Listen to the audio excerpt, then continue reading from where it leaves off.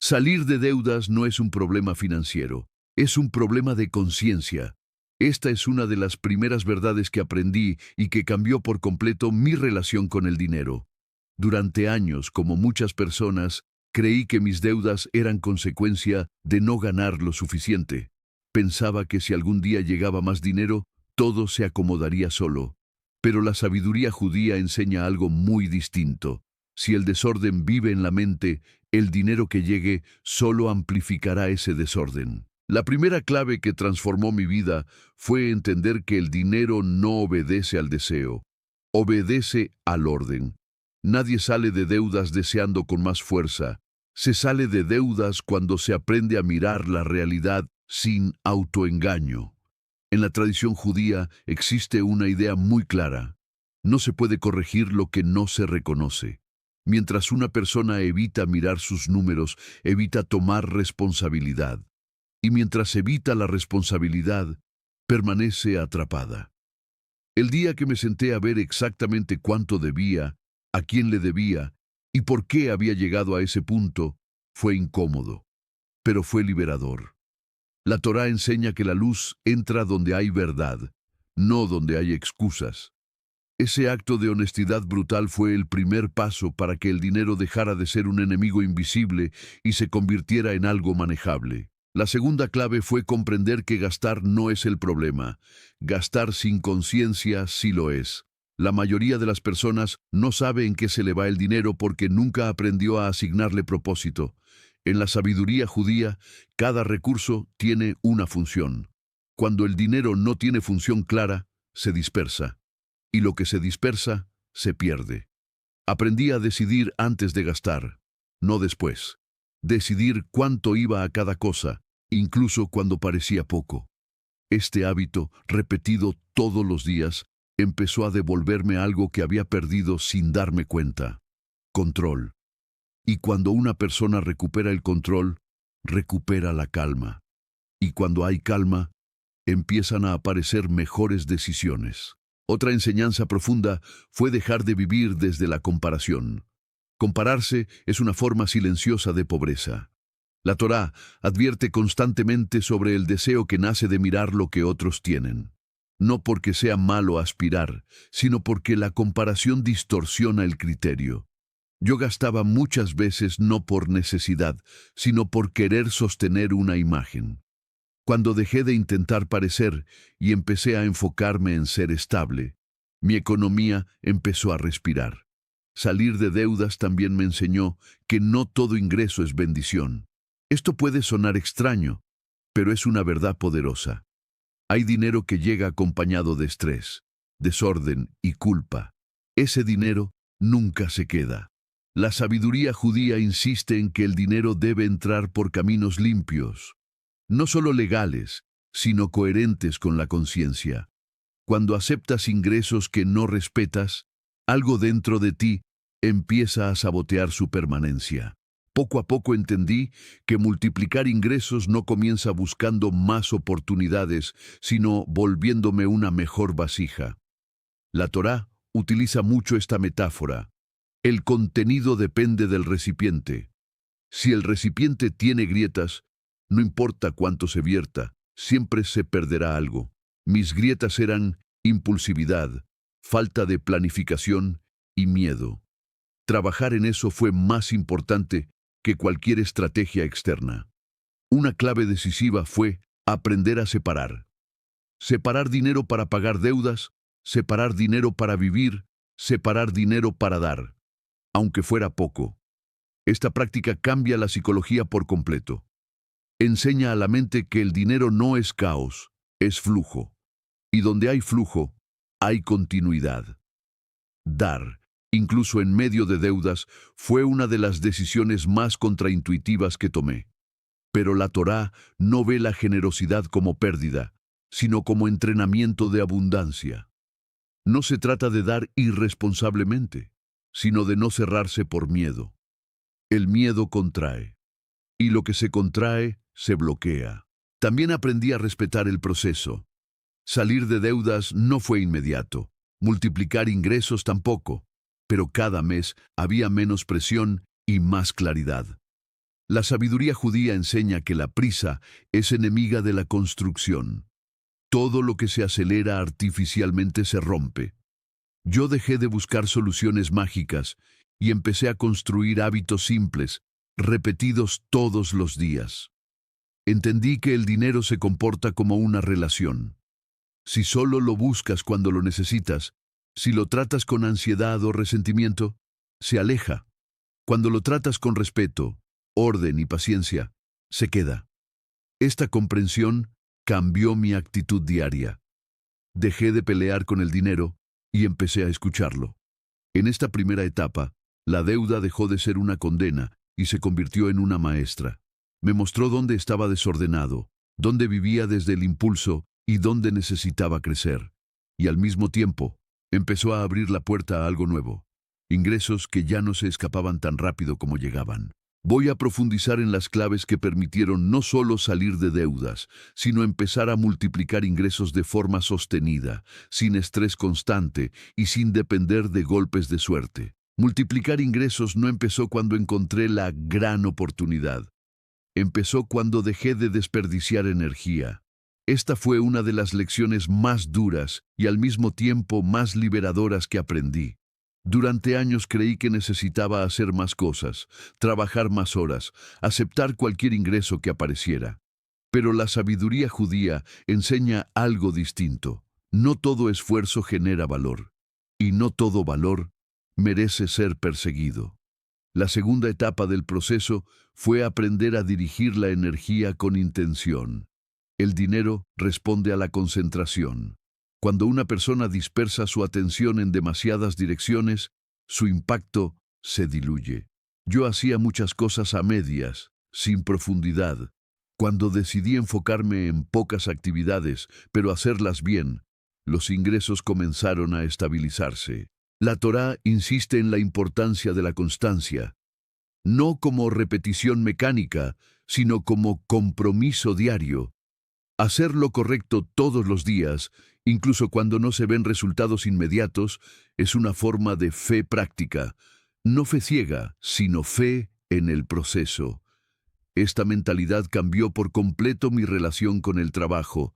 Dejé de medir mis acciones por resultados instantáneos y empecé a medirlas por coherencia. Otro aprendizaje clave fue entender el valor del aprendizaje continuo. En la tradición judía, estudiar no es una etapa, es un estilo de vida. Yo me di cuenta de que mis ingresos estaban limitados por lo que sabía hacer y por cómo pensaba. Cada nueva habilidad adquirida amplió mi capacidad de generar dinero, no de manera explosiva, sino acumulativa. Invertir tiempo en aprender sobre finanzas, negociación y gestión fue tan importante como cualquier inversión monetaria. La diferencia es que ese conocimiento nadie me lo podía quitar. La Torá enseña que la sabiduría es la única riqueza que crece cuando se comparte. Y mientras más entendía, mejores decisiones tomaba. También aprendí a respetar el valor del tiempo ajeno. Antes, negociaba desde la necesidad. Aceptaba malos tratos, precios injustos o condiciones desfavorables por miedo a perder ingresos. Con el tiempo entendí que cuando no respetas tu propio valor, el mercado tampoco lo hace. La sabiduría judía enseña que la dignidad precede a la bendición. Ajustar precios, decir no a ciertos clientes y rechazar proyectos que no estaban alineados con mis valores fue incómodo al inicio. Pero paradójicamente, esos límites mejoraron la calidad de mis ingresos. Menos desgaste, menos conflictos y más claridad. El dinero que llega con respeto se queda más tiempo. Otra clave poderosa fue aprender a separar emoción de decisión. Las deudas me habían enseñado a reaccionar desde el miedo. Ahora estaba aprendiendo a decidir desde la calma. La Torá valora enormemente el autocontrol. No como represión, sino como dominio interno. Cuando una persona no es esclava de sus impulsos, se vuelve peligrosa financieramente, en el buen sentido. Esto se reflejó en mis inversiones, en mis gastos y en mis acuerdos. Dejé de perseguir promesas grandiosas y empecé a valorar avances modestos pero constantes. El dinero dejó de ser una montaña rusa emocional y se convirtió en un flujo predecible. Uno de los momentos más reveladores fue entender que multiplicar ingresos no siempre significa ganar más, sino conservar mejor. Reducir fugas invisibles tuvo un impacto inmediato. Gastos pequeños pero repetidos, decisiones mal pensadas, compromisos innecesarios. Al corregir eso, fue como si mi ingreso real aumentara sin hacer nada extra. La Torá enseña que lo pequeño no es insignificante. Al contrario, lo pequeño repetido construye lo grande. Esta lógica se aplica tanto a los hábitos como a los ingresos. Cambios simples, sostenidos en el tiempo, transformaron por completo mi economía. También aprendí a construir relaciones estratégicas, no desde el interés utilitario, sino desde el respeto mutuo.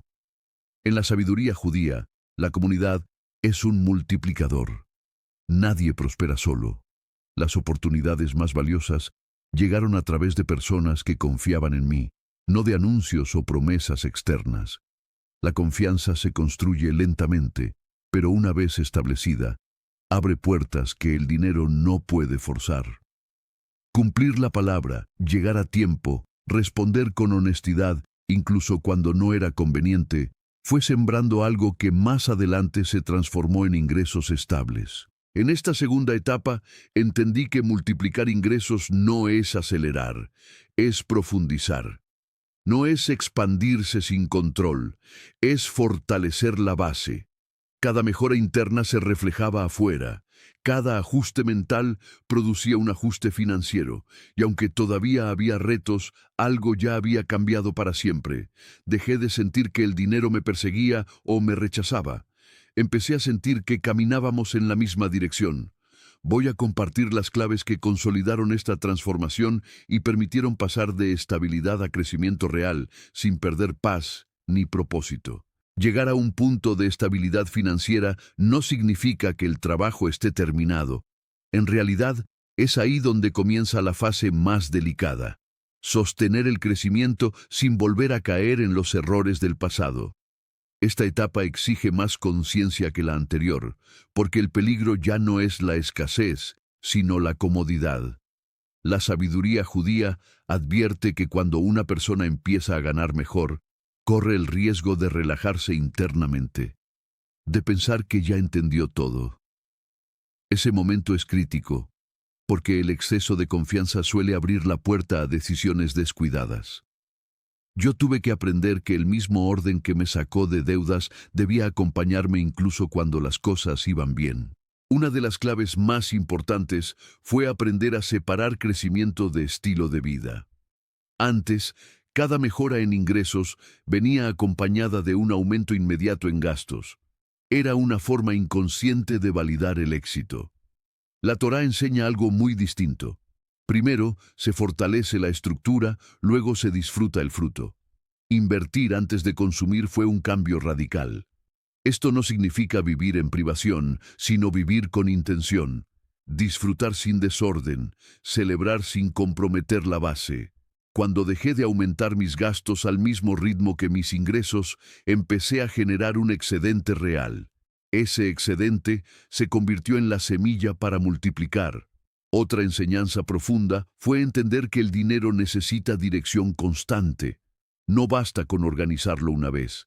Hay que revisarlo, ajustarlo y observarlo periódicamente. La Torá pone mucho énfasis en la revisión, porque lo que no se observa se descompone.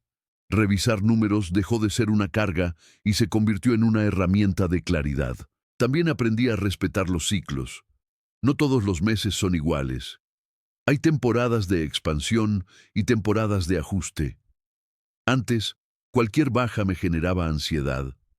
Ahora entendía que los ciclos son parte natural del proceso. La estabilidad no viene de evitar los altibajos, sino de estar preparado para ellos. Una de las claves más transformadoras fue redefinir mi relación con el riesgo. Antes, lo evitaba por miedo o lo buscaba por desesperación. La sabiduría judía propone algo mucho más equilibrado: riesgo medido. Arriesgar solo lo que puedes permitirte aprender a perder, nunca lo que compromete tu paz. Este enfoque cambió mi forma de invertir y de tomar decisiones importantes. Dejé de apostar y empecé a construir. Dejé de reaccionar y empecé a planear. Cada paso tenía sentido dentro de una visión más amplia. También entendí que no todo crecimiento es progreso. Hay oportunidades que inflan los números pero vacían la vida. La Torá enseña a evaluar no solo cuánto produce algo, sino qué exige a cambio. Tiempo, energía, salud, relaciones. Cuando el costo oculto era demasiado alto, aprendí a decir no. Decir no fue una de las habilidades más difíciles de desarrollar, pero también una de las más liberadoras. Cada no bien dicho protegía mi enfoque. Cada límite reforzaba mi claridad, y esa claridad se reflejaba directamente en la calidad de mis ingresos. Otro punto crucial fue invertir en estructura, sistemas, procesos, organización. Al principio, parece menos emocionante que perseguir nuevas oportunidades, pero es lo que permite escalar sin colapsar. La Torá valora profundamente el orden porque el orden sostiene la bendición. Invertir en estructura redujo mi dependencia del esfuerzo constante, permitió que los ingresos no dependieran únicamente de mi presencia, y ese fue un paso clave hacia la verdadera libertad financiera. También fortalecí mi disciplina personal, no como rigidez, sino como coherencia. Hacer lo correcto incluso cuando nadie está mirando. Mantener hábitos financieros saludables incluso cuando ya no parecía tan necesario. Esta disciplina silenciosa fue la que sostuvo todo lo demás. En esta etapa entendí que el dinero es un espejo. Refleja quién eres cuando nadie te observa. Y ese reflejo determina cuánto puedes sostener sin destruirte. Voy a cerrar estas enseñanzas integrando todo el proceso, mostrando cómo estas claves no solo permitieron salir de deudas y multiplicar ingresos, sino construir una relación sana y duradera con el dinero. Al mirar todo el camino recorrido, se vuelve evidente que salir de deudas y multiplicar ingresos no fue un evento aislado, sino una transformación interna que se manifestó externamente. El dinero no cambió primero, cambié yo. Y ese es quizá el secreto más incómodo de aceptar, porque nos quita la excusa de esperar a que algo externo nos salve. La sabiduría judía enseña que la prosperidad no llega cuando todo es perfecto, sino cuando la persona está alineada. Alineada en pensamiento, en acción y en propósito. Cuando estas tres cosas no coinciden, el dinero se vuelve inestable, entra y sale. Cuando coinciden, el flujo se ordena. Una de las mayores lecciones finales fue comprender que el dinero no responde a la intensidad, sino a la consistencia. No importa cuánto esfuerzo pongas en un solo día si al siguiente abandonas. Lo que transforma es lo que se hace todos los días, incluso cuando no hay motivación. Esta constancia, repetida durante meses y años, fue lo que realmente cambió mi realidad. También entendí que el crecimiento verdadero incluye límites. No todo lo que se puede hacer se debe hacer. No toda oportunidad merece atención. La Torá valora mucho el autocontrol porque protege la energía. Y la energía bien protegida se convierte en claridad, y la claridad en mejores decisiones financieras. En esta etapa final, la relación con el dinero dejó de ser emocional. Ya no me definía ni me perseguía. Se volvió una herramienta al servicio de la vida que quería construir. Esta distancia sana me permitió disfrutar sin miedo y planear sin ansiedad. Otro aprendizaje profundo fue aceptar que el proceso nunca termina.